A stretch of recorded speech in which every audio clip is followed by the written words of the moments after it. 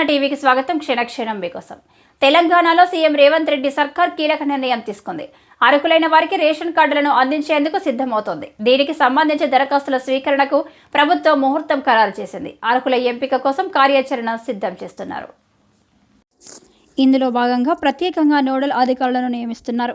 దీంతో ఈ నెల 28వ తేదీ నుంచి కొత్త రేషన్ కార్డుల జారీకి దరఖాస్తుల స్వీకరణ చేయాలని ప్రభుత్వం నిర్ణయం తీసుకుంది. మీ సేవ ద్వారా ఆన్లైన్లో దరఖాస్తులను స్వీకరించనున్నారు. అర్హుల ఎంపిక క్షేత్రస్థాయిలోనే జరగనుంది.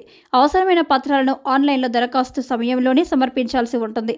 ప్రభుత్వానికి అందిన దరఖాస్తులను గ్రామం, బస్తీ సభల ద్వారా అధికారులు ఎంపిక చేస్తారు.